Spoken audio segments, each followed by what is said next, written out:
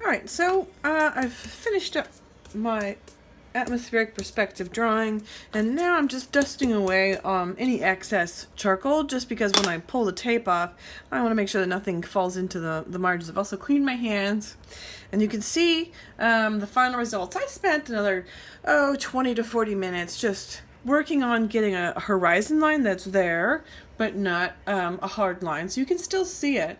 I worked on blending in the value and the shape, but you can really see that there's still a pretty nice sharp line on some of these. So it's really just working back and forth with the tools, back of my flat eraser, using my hand sometimes, and a blending stump to come up with my final results.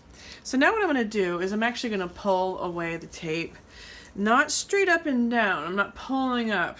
I'm pulling at an angle very slowly. I'm hoping also that this tape isn't too old. Usually old tape gets a lot more sticky and makes it harder to pull off. So I'm going very slowly and pulling at an angle. You can see I'm almost pulling down. If you start to tear your paper, which can happen with me, we're just going to wait and see, then you can stop and you can use a hairdryer to warm up that edge. So I'm being very careful because I can see my tape is overlapping each other, so I've got to pull up this one to finish pulling the edge here. Eventually what I'm going to do is I'm going to use more tape to hold down my edges, but for now I'm going to use my hand or my finger. I'm trying to use clean fingers because I just don't want to try to get anything into my nice clean margins if I can help it. So I'm holding it close to my paper, and I'm actually really just going slowly. So you can see this whole process here. Depending on your tape, even blue tape can sometimes rip the paper, so just be very careful with it. If it starts to tear, go the opposite direction.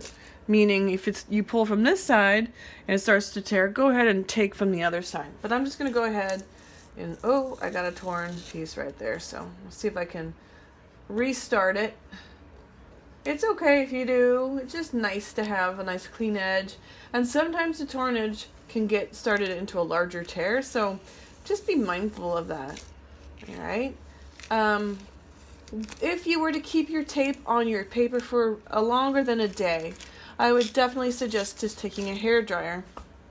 And what you would want to do is take your hairdryer and put the hairdryer in front of where you're pulling. So you just are warming up the tape and loosening the glue a little bit. And I have to tell you, it works every time. So now my tape is, I'm having less of it, so I'm just going to take a little piece and put it on the corner down here. And it just helps hold things in place.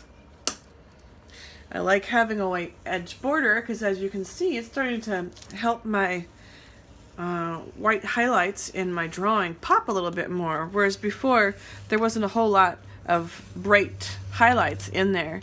Now my drawing is framed with a nice white paper edge, and it helps influence the highlights inside the drawing itself. And there you have it.